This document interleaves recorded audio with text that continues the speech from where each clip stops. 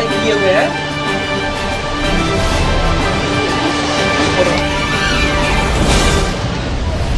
मैं कुछ अपनी ओर से मैं कुछ कहना चाहता हूँ।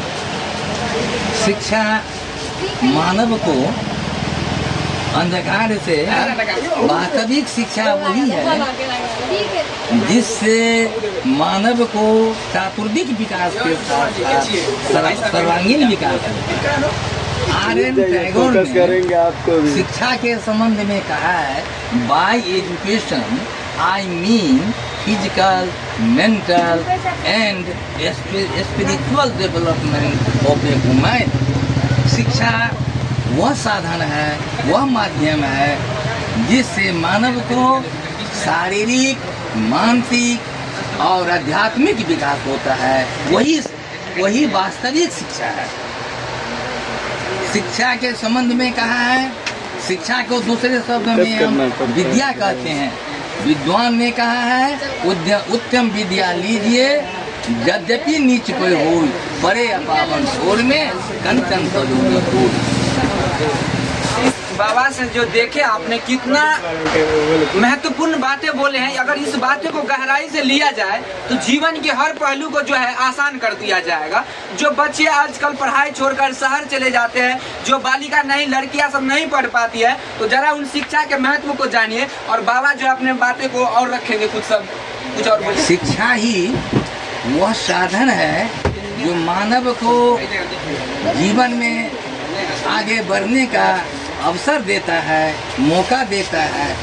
अवसर पंडित छविनाथ पांडे के शब्दों में अवसर उसी को मिलता है जो अवसर की खोज में निकलता है।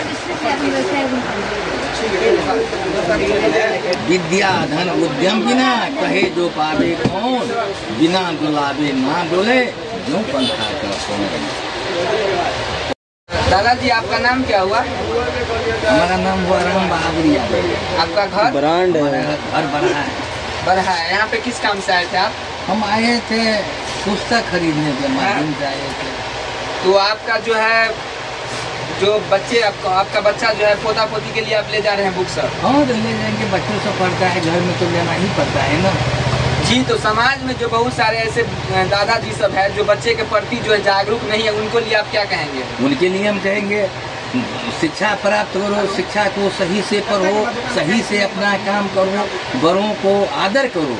Respected to you and you are respected by all. सभी को रिस्पेक्ट करना चाहिए क्या? सभी को और ऊंची नज़र से देखना चाहिए। जो ये हमारी बच्ची है, हमारी पोती है, जी। हमारी बेटी है। हमारा व्यवहार इन बच्चों के प्रति एक अच्छा व्यवहार होना चाहिए और अच्छे गुण को अपनाते हुए हमारी शिक्षा उसके घर तक पहुंचना चाहिए।